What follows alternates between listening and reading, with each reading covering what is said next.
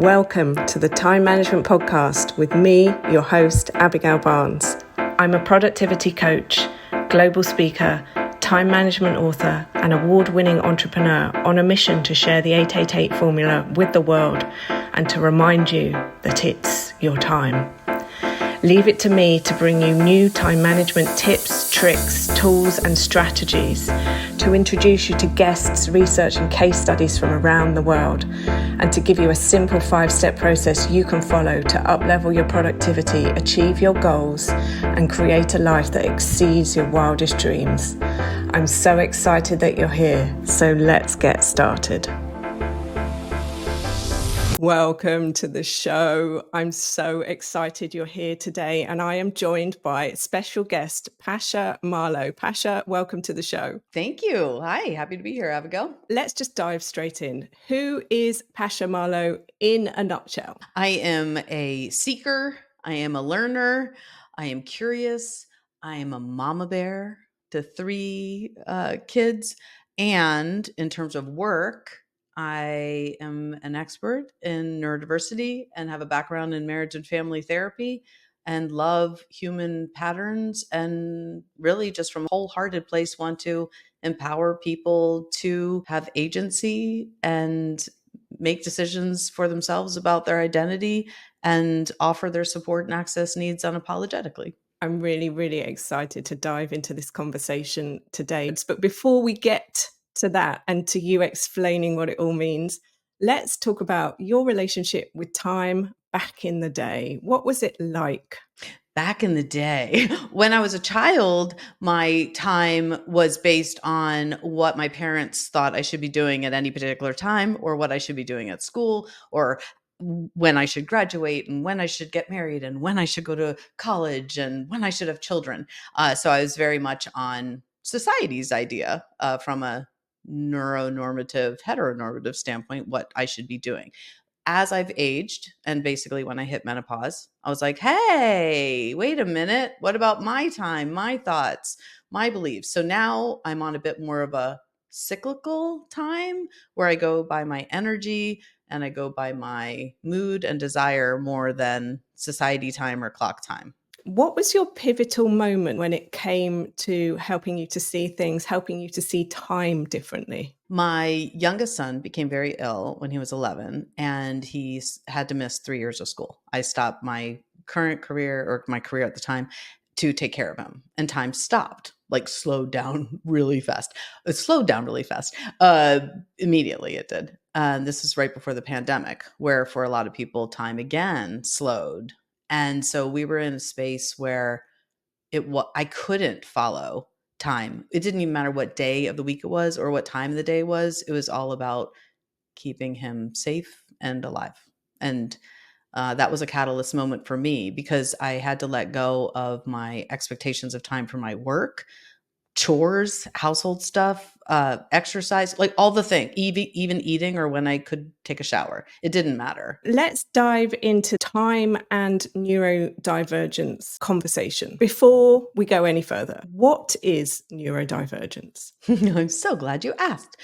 Neurodivergent is an identity. It's not a diagnosis. It is for people who identify and diverge from society's idea of what is the normal or right or ideal way to think, learn, move, act, love.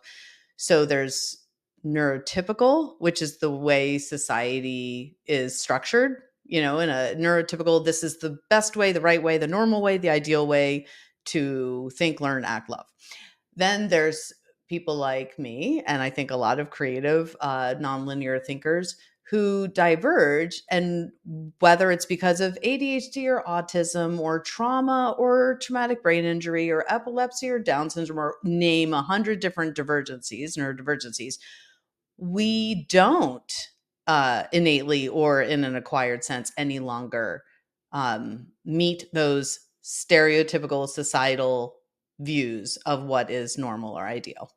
And so we choose to identify as neurodivergent and different rather than disordered, because a lot of structures and institutions for instance, in the mental health field, would name us disordered, would label us disordered because we think differently. And so one of my platforms is to let go of disorder rather than saying ADHD, which has disorder in it, autism spectrum disorder, PTSD disorder at the end, bipolar disorder. Let's just drop the disorder from the conversation. It's a difference, it's divergent. It doesn't mean bad. It doesn't mean broken. It doesn't mean a problem. But we've been made to feel that way. And so people who identify as neurodivergent are stepping away from that idea of being disordered. What are some of the common misconceptions that you see coming up about neurodiversity? One of the main ones is that people believe that neurodiversity is talking about ADHD, autism, and dyslexia, the end, like learning differences, cognitive differences, learning disabilities, intellectual disabilities. And it's really so much broader. We as a human species are neurodiverse. Like everyone has a different brain and nervous system, and neuro means nervous system, not just brain. So everyone has a different brain body. I think we can agree on that. And that's neurodiversity. I think when people hear it for the first time, they think we're talking about specific neurotypes. So everyone is neurodiverse. Neurodiversity is for everyone, and some people identify as neurodivergent. What I hear you say, that everybody's neurodiverse, we all operate in different ways, but some people are neurodivergent. Is anybody neurotypical? I ask myself this often.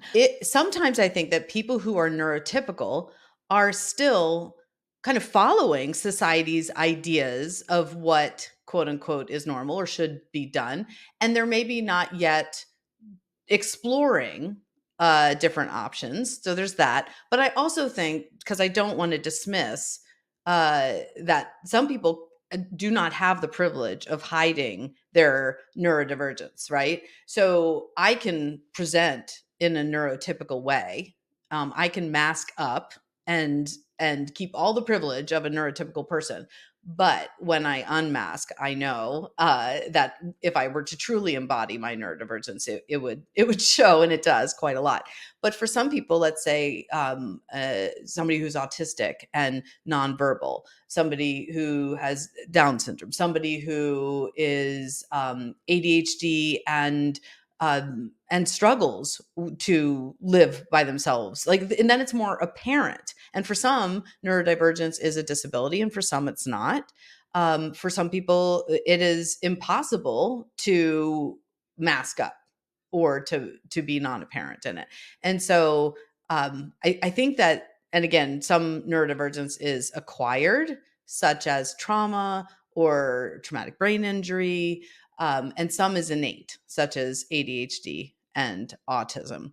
I suppose there are neurotypical people out there because it's a bit of a social construct in and of itself. What is neurotypical and what is neurodivergent? But the statistics will show that only 20 to 30% of people are neurodivergent. And that's a very limited view of what neurodivergent is. That's speaking about specifically ADHD, autism, dyslexia, dysgraphia. It's really a narrow view. If we were to widen that and say, okay, how many people have mental health struggles labeled disorder, including anxiety, trauma, bipolar? Okay, now how many people are ADHD, autistic, dyslexic, all the things? Okay, now how many people have epilepsy, Down syndrome? Right now it's really a lot, a big percentage. I'm going to say 70 to 80%, but that's my best guess because there's not research on it. Does that make sense? Very much does make sense. And it sounds like it's a large sliding scale, and it depends on your consciousness to yourself and your ability to express your thoughts, feelings, opinions, views on where you are in life in general. Yeah, and it also changes as our life changes. I think we see now more people coming out as neurodivergent. Half of Gen Z identifies as neurodivergent and disabled, by the way. A third of millennials did. Like, that's interesting. Why is it increasing? It's not because of TikTok or more videos. Partly it's more awareness and more research, thank goodness, including girls and women. But I also think society is becoming more disabling. It's becoming harder in the age of the digital world, AI, more loneliness, more mental health struggles, more trauma. It's becoming harder to live in a neurotypical world as somebody who has maybe sensitivities and we feel a lot, we see a lot, we intuit a lot. There's a lot of pain in the world, and so I think a lot of the acquired neurodivergencies are going to come out through mental health struggles. What advice would you give to somebody who is at the start of this journey trying to work out where they fit in? Perhaps that might be their first step. I don't seem to be like everybody else I'm around. I don't think in the same way. What would be your advice to somebody in that place? Yeah. Well, my first advice is to, even if the label, such as ADHD, has disorder in it, you do not have to internalize that stigma and pathologizing. You do not have to label yourself or identify with disorder. You can choose the identity neurodivergent and feel some empowerment in that, because a neurodivergent is not it has no value to it. It's not bad nor good. But you can also connect with other people who have similar neurotypes or similar values, and that will make you feel less alone in it. Because what I hear more often than anything is that we feel like aliens. We feel like we've been dropped into this planet, we didn't get the rule book, we're not exactly sure how to act or feel or dress or move, so we're going to kind of look around and see how everyone else is doing it, and we're going to feel like everyone else figured it out better than we did. That's a very common experience for a neurodivergent person. And so know that you're not alone in that. And know that if you connect with other people, like let's say you connect with other people who are ADHD or other people who have traumatic brain injury, for example, you're going to feel a sense of belonging and community that perhaps you wouldn't otherwise. So, and of course, there's some therapists who are aware and educated in this in the field of neurodivergence, and coaches. I definitely highly recommend reaching out to them for support on how to not cure, not fix, but manage some of the traits and challenges that do come up. For example, with ADHD and autism, often I'll work with individuals and couples on ways to manage it and create systems to make their life easier by talking about their access and support needs. So there's ways to bring more ease and pleasure into our life, but the goal is not to become neurotypical, and the goal is not to cure or fix. This conversation is fascinating, and we could take it off in so many different ways. It's making me think back to my university days when we did a team building exercise and we learnt about norming, storming, and performing. And this is how teams come together. And in essence, it harks back to what you were saying just now about how you're trying to work out where you fit in. And that's one of the stages of the teamwork. And sometimes somebody is emerging as the leader and another person is emerging as the number two, the follower. This is just specifically in a team building exercise. And then others are looking to see how others in the team are responding and where they're fitting in. And everybody is going through this norming stage. Who do I need to be in this group, in with this community, with this tribe, with this way of working this type of job? Give us an example of the kinds of things that you're seeing in your practice when clients are coming to you, and what patterns you're starting to notice. How are you moving people through their process? For people in partnership, for example, when we talk about masking, if I'm masking in my home with the people who I live with, I'm going to feel unseen, I'm unsupported, maybe even unloved. I'm going to feel a sense of loneliness. Even if I hear that I'm loved, I'm not going to fully feel like they understand me and know me. So there's this extra level of conversation and awareness and empathy that comes into play between partners, usually, where we say, and sometimes we get diagnosed later in life or discover our neurodivergence later in life, and we then become more neurodivergent. So when I received the diagnosis of autism, for example, I did become more autistic. I felt more autistic and I acted more autistic because I finally had an understanding and words and research and knowledge behind my experience. So I was able to finally unmask about being very sensitive about things like sound or light or smells or textures. I was always sensitive, but I just thought I was being too sensitive. Then I got the diagnosis and I'm like, oh, okay, this is why. Now I can explain to my partner, the sound is disabling. This light is disabling for me, for example. And there's an extra level of compassion and empathy and management around it. So that's what I see in families, and that translates to parents as well as partners. And then at workplaces, I talk to leaders and CEOs often, and they, for example, feel like they need to mask their vulnerabilities, mask their own traumas, mask grieving because they don't want to be a burden, because they don't want to shift the energy in the team, because they want people to respect them and trust them. They feel like, oh, if they knew about this learning disability I have, they would no longer trust me or respect me. If they only knew how much work I did behind the scenes, if they only knew how hard this was.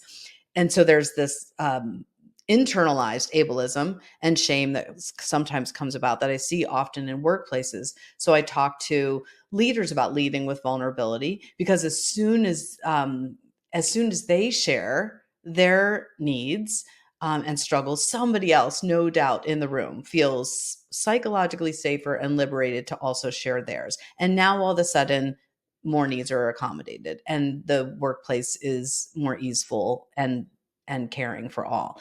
When I talk to organizations about creating cultures of neuroinclusion, that extends to some people need bright open spaces and collaborative work. Some people need noise canceling headphones and a cubicle.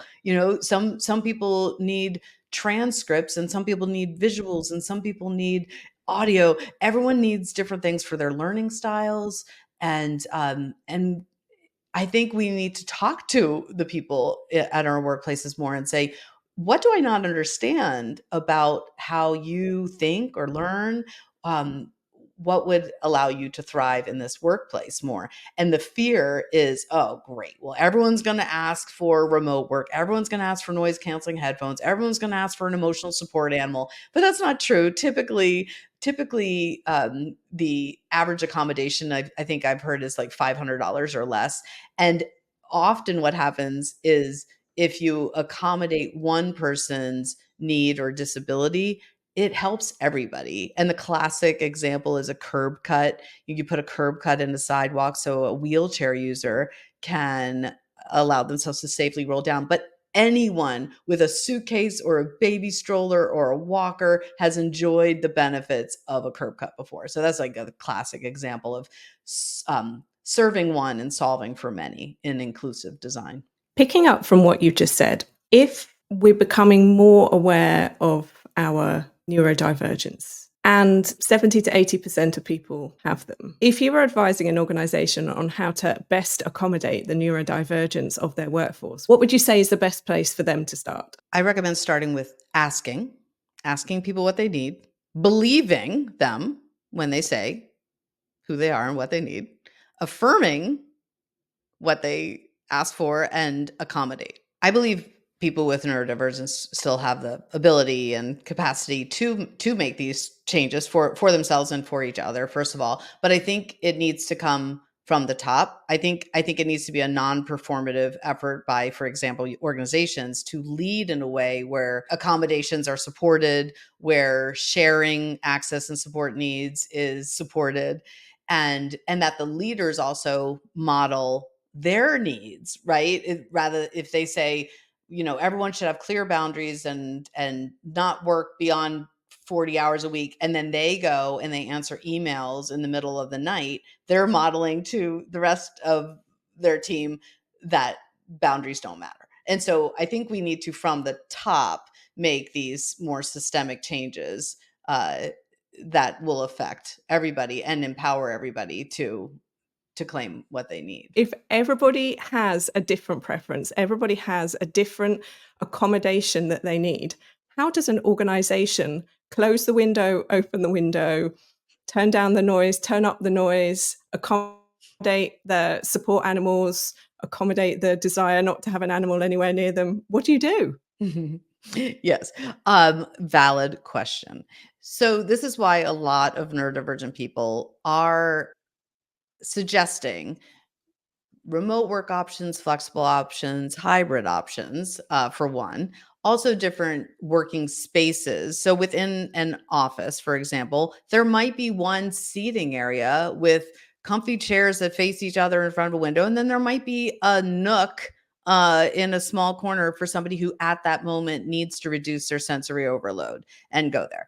Most often than not, it is not that everyone in the place needs weighted blankets and headphones and animals. That's not the norm. What most people find is that if one person says, noise canceling headphones are really handy, somebody else in the room might be like, I've never tried them. Let me see. Oh my goodness, this helps me. I did not know how much extra noise was distracting me. So often it's not like we're accommodating one person and everyone else in the place needs something different and there's 20 different variations. Often solving a problem for one person, it does serve many. And a lot of the accommodations that people ask for, such as closed captions, transcripts, details, more clarification, do help everybody.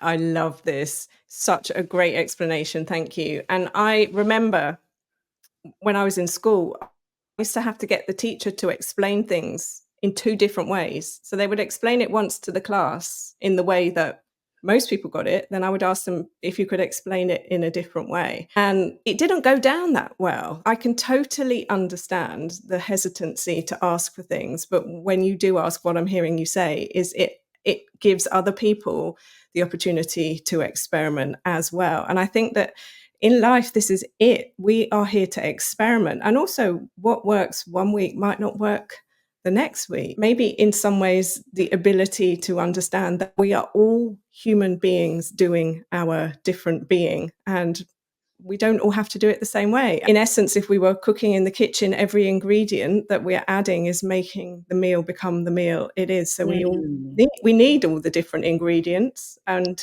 I love that metaphor of the recipe, adding in different spices and different ingredients makes it more rich. And I think about it musically. You can't make harmony with one note. You need more than one note to create a harmony. And so it does add richness and color. And from a business standpoint, the business case for it is, more collaboration, better problem solving, nonlinear thinking leads to innovation. Critical thinking solves the problems, the systemic problems. So we need both. And AI is quite linear in its progression of like, this leads to this, or this yes leads to this no. It's linear and very useful for many things and not useful for other things. So we need both. We need the linear thinkers and the nonlinear thinkers. And sometimes nonlinear is called lateral thinking, critical thinking, or divergent or neurodivergent thinking.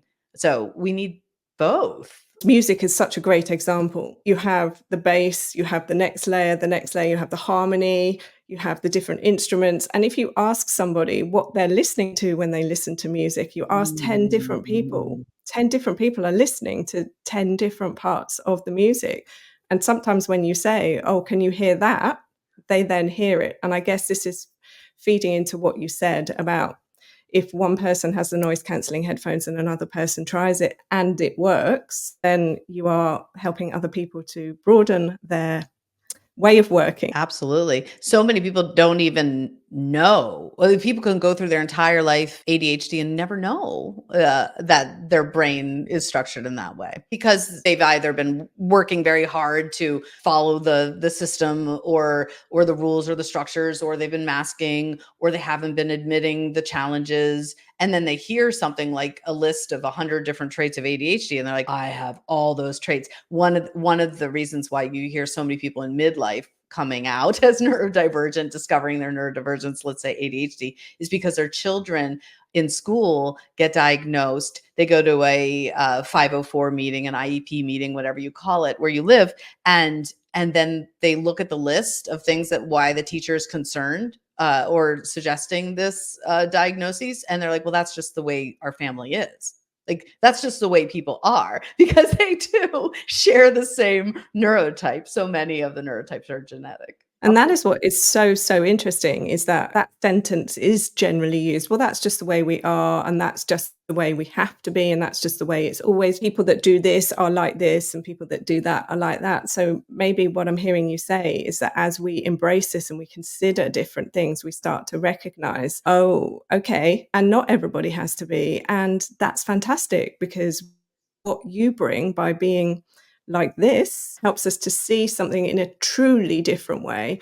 And for organizations, that's what gives you that winning edge, because if everybody's the same and you get groupthink, then how are you going to be evolving? Absolutely. And I think, related to time, if organizations have this appreciation for the diversity of thought and mind, somebody might suggest starting a project, and one neurotype just jumps right in before you've gone anywhere. They have the logo already designed, the brochure is done, they've already implemented it and posted on social media. Another person wants to be very methodical about it, do some research, take more time to make a decision. Often there's quick thinkers, and neither good nor bad. There's people who jump very quickly from one idea to another, like a box jumper versus a box stepper.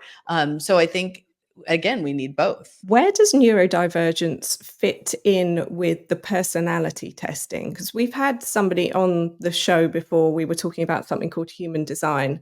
And human design is more on the esoteric, the spiritual side of the spectrum. But then on the other side, you've got the discs, you've got the MBTIs, you've got the strengths finders, you've got the insights. How do all of these work together? I have found that the more traditional, like the discs, INTJ, I don't even remember what that one's called, personality tests are not highly accurate or indicative of what's really going on, because often a neurodivergent person, and this is very, that would be too general to say. I would say, let's say somebody autistic might take the questions very literally. If it says, do you sometimes, always, never, they might say very literally, well, always, that's not possible. And they will diverge to a answer that isn't as, nuanced as maybe the test was designed, because that one time in that 1 second they didn't do that, so all of a sudden it's not always right. And so I think a lot of the personality tests don't work for all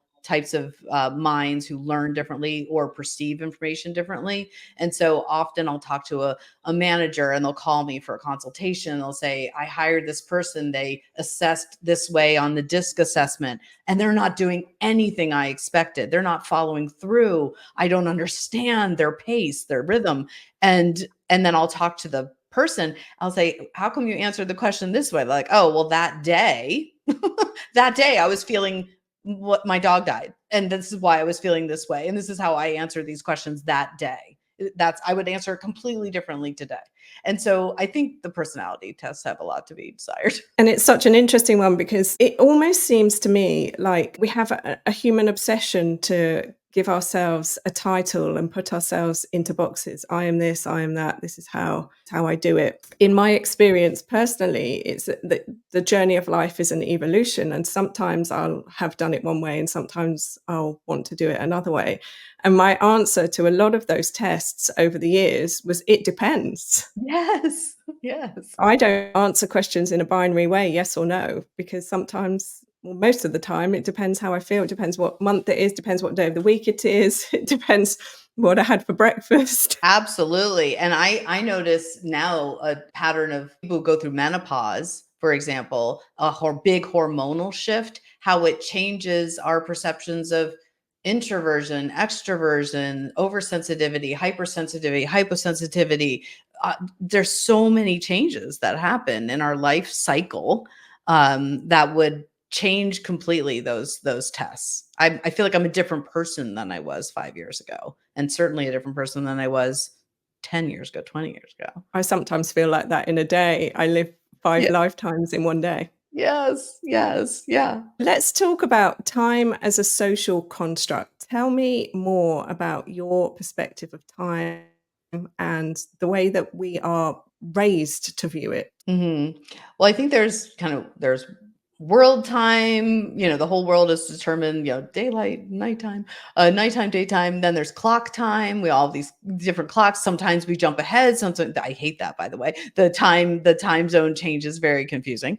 But there's also this internal time. I can't so much tell for myself if I've been sitting here for 5 minutes or an hour. It's hard for me to perceive that, especially if I'm enjoying myself and lit up and engaged and interested. Time really does fly by, and it goes quite fast. And then other times, like when my kiddo was sick, it just stopped and went at a snail's pace. So I think that and in terms of capitalism, this is the time to work and produce from 9 to 5. And I think we're moving away from that because some people are more productive at 2 a.m, and maybe remote work or project-based work would be more effective. So I think that's the social construct dynamic. And going back to linear and nonlinear thinking, somebody who's nonlinear or lateral or divergent in their thinking gets a spark of an idea and can for 8 hours do brilliant research and work around it, and then be in bed for 2 days after to recover from the emotional and physical toll that innovation took. And that should be honored. It's not for everybody. That's not the kind of job. If you're working retail, that doesn't work for you, because then you need to be there at a certain time when the store opens up. But in my work, I can do that. I can schedule a keynote in the beginning of the month and know for the next 2 weeks I should not schedule a keynote, right? And so that's that rhythmic or cyclical time instead of clock time. It sounds to me like we're talking about the work of Mihai Csikszentmihalyi when he talks about how we get into that flow state and then time just seems to cease to exist. And then overlaid, I'm not sure if you've read the book Big Leap by Gay Hendricks. He talks about how we have Einstein time and we have Newtonian time, and that Einstein time is the ability to not pay attention to time and start to bend time and achieve things that other people might think are impossible. We're moving into a world where we can just consider and investigate what has always been the norm. Yes, I agree. And by the way, the younger generations, as if they came out of the womb ready to disrupt the status quo, are challenging those norms. They're like, why do we do it this way? 9 to 5, that makes no sense. Like they're challenging everything. And I know that worries a lot of people. However, I believe because the world is changing as quickly as it is and evolving in the way it is, especially with things like AI coming up, I believe we need the divergent, nonlinear thinkers to voice why are we doing it this way? Because if AI is based on everything that has happened before, and you talk about something like systemic racism, it's just going to perpetuate the problem. So you need people to be still critical in their thinking when they see the information that is offered as fact. It's not. The need to understand how we got to where we've got to in order to be able to move forward. As you're saying, the world is becoming inclusive of AI. AI is almost like another skill set that's being added to the mix. AI is its own divergence in a way. Mm-hmm. And it's my opinion that the humans need to understand themselves. This is where we're at, the juncture that we're at in the world and in society at the moment, is know yourself, know your way of working, know your skill set, know your preferences, and find organizations, people and places where you can express your needs and they can be accommodated. And if they're not, move on. Yeah. And that's why the younger generations are so entrepreneurial, because they're not going to sit around and wait for a culture to change to include them and accommodate them. They're going to find another job or another company, or they're going to create their own, and with the world being as remote as it is, they can make a living doing that. They don't need to work for a corporation necessarily. But if they feel quite aligned, and what I do is I go to organizations and teach them how to create cultures of neuroinclusion so that they can still attract and retain and support and elevate neurodivergent talent, even Gen Zers. And disabled talent, as well as LGBTQIA talent. I think that all three work together in this sense of diverging from norms. And I think ultimately that is going to need to be embraced and supported. I want to bring this back to my earlier analogy with the cooking. It almost feels and sounds like to me we are going back to the kitchen with the old recipe book, and we are going through that old recipe book full of comfort foods, if you like, and ways of cooking with ingredients that have always been used, and every single word on the pages is being questioned. I love And that is shaking the foundations of some people who like it the way it is, and some people who are here to rewrite the recipe book, the rule book for life. Absolutely. That's so true. If I were to look at a recipe book, like The Joy of Cooking, for example, and see there's no gluten-free option, there's no dairy-free option, this isn't heart healthy. We learn more. And as we learn more, we implement more. Know better, do better. So I'm not going to follow that recipe. I'm going to adjust it to my own needs and to what I've learned about nutrition and health and wellness since it was published. And even insofar as, and I can make a recipe that doesn't need to be baked. Everything is being rearranged. Absolutely. Yeah. I love that. I love that analogy. Which isn't necessarily a bad thing, but while you're going through the destruction and the rebuild to come to the next new step on the journey, can you live, and how do you live in a world that is being rebuilt? Yes. And I don't want to get too controversial here, but the people who have the most power and privilege are the ones who are going to be the most challenged by any of these new structures or systems. They're going to be challenged by people who, question authority, challenge norms. They're going to be challenged by divergent thinkers. And so it's going to be interesting to see as we go and as the younger generations come into leadership positions, how things will shift. It's fascinating, Pasha. I feel like the world has never needed somebody like you more to guide us through the journey. As we're wrapping up this conversation today, I have a few more questions for you. How are you structuring your work and your life, your family, your relationships in and around what it is that you want from the time that you have? Well, the older I get, it certainly does feel like time is limited. I see time again from a more energetic and cyclical way in terms of how I spend my time.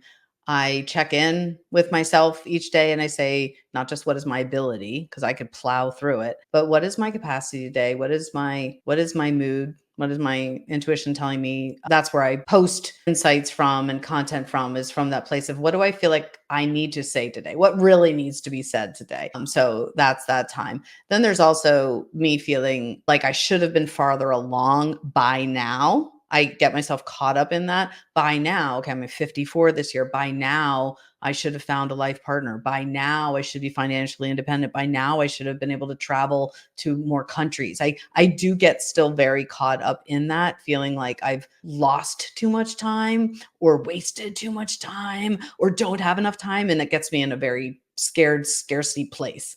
And so I'm trying to be very cautious about that and mindful about coming back to every moment. I make the best decisions I can with where I am and what I know now. And I need to surrender a bit to that and forgive myself for any times that I didn't make a decision that could have landed me in a different place. So it's a process of patience and forgiveness and compassion that I'm like finally learning to offer myself, to do things on my time and not worry so much about other people's opinions and values. I love that. You've made peace with who you are, how you do it. And I'm also hearing that you're doing an energy check-in with yourself every day. What return have I got on the time I've invested? How do I feel as a result of the energy I've expended? Yeah. In the neurodivergent and disability world, we often talk about spoons. How many spoons do I have today? How many spoons do I have left? I'm not exactly sure how it started with spoons, but I will say that if, let's say, you have 5 spoons, your capacity is 5 spoons of the day, and you've already used up 4 of them just to get your kid out the door and make breakfast and feed the dog and all the things. And some call came in you weren't expecting, and now there's a doctor's visit you weren't expecting, and you're done. And you're done. That might be a day where 0 laundry gets done, 0 dishes, 0 shower, You might have to cancel appointments. You might literally in your capacity be done. If you push through it, that leads to exhaustion, burnout, masking, physical and mental health struggles. So I've been far more cautious and patient and aware of that dynamic because I know where it led me in the past. 5 spoons, that's fantastic. I'd probably need 10, or maybe I'd chop a spoon in half. When it comes to time, tell us something that you do on a daily basis with your time that you don't think other people do, like a secret. I write comedy in my head. If I'm trying to sleep and I'm too stressed to sleep, if I'm feeling distracted and I can't stop the spinning in my head and need to get focused, I write comedy based on my own life experiences that I may never share or perform anywhere. But seeing things through the lens of humor and seeing life and humanity as a bit of a stand-up comedy act in and of itself lightens the load for me. And it helps me use my brain actively, but with a little bit more joy and pleasure, which is very hard for me to do on a day-to-day otherwise, because I tend to just be super intense because I think a lot, which is great, but it exhausts me. So I write comedy to take back my time and power and pleasure. So you script the comedy in your head. Do you ever physically write it out? Is this going to be a next career? I've done a little bit of stand-up, and interestingly, I'm hired every once in a while. I'm doing this in a couple weeks to do a whole comedy show about being neurodivergent and queer. In a Catholic school who hired me, which is really fascinating. So that's going to be fun. So yes, sometimes I actually write it out, script it out, and sometimes I actually perform it. But often it's just literally thinking like, this is so bad it's funny, or what's funny about this, or can I bring any humor into this miserable situation? It just lightens my mood quite a bit, and I feel like it's a reclamation of my joy. Oh, as we wrap this conversation up today, is there anything else you would like to share with us? I want people to feel agency and autonomy to make decisions for themselves as to how they perceive time and how they use time and what their support needs are. And I want people who are in relationship with other people, be it parents, partners, coworkers, to offer people that agency and space to make those decisions. And when people share them, to believe them and honor them and not debate them on their own identity and existence. What have you got coming up in 2024? More speaking engagements to talk about neurodiversity, creating cultures of inclusion, mental health. And I still offer and very much enjoy coaching, especially with couples where one or both identify as neurodivergent. It really lights me up to see people connect on a deeper level and find more pleasure and intimacy and connection, with their favorite people. So I really enjoy doing the individual and couples work there, and I'll continue to do that. More comedy, travel more with my work, get speaking engagements in places that I actually want to see that I've never seen before. That would be fun. So exciting. Where is the best place to find you on the internet? LinkedIn is the place where I really feel like people can understand my work and reach out to me very easily. I have a free 30-minute call in my LinkedIn profile so that people can talk to me about collaboration or coaching or hiring me to speak. And I post on there daily about issues like we're talking about. So I explore these areas. LinkedIn at Pasha Marlowe. But I also have a website, pashamarlowe.com. And on there is all the information about my coaching, speaking. There's a speaker reel, all that, and all the other social media, because I am on TikTok and Instagram and Facebook as well. Fantastic. And as always, nobody needs to panic. All the links are in the show notes. So, Yay. Pasha Marlowe, thank you so much. I feel like I could speak to you about this for hours. It's been such a fantastic conversation. I look forward to a part 2, and anybody's thoughts, comments, questions, anything you would like to know further, let us know in the comments. We so much look forward to hearing from you. Pasha Marlowe, it has been amazing to have you on the show. Thank you so much for your time. Thank you, Abigail. Thanks everybody for listening. Until next time, my friends, stay safe, stay well, and remember, it's your time. Thank you so much for tuning into today's episode. If you loved what you heard, be sure to let me know by leaving a review so I can keep of the good stuff coming. Come and say hi on Instagram at Success by Design Training, or visit my website successbydesigntraining.com, or connect with me on LinkedIn. Just search Abigail Barnes. Until next time, don't forget, you are amazing and it's your time.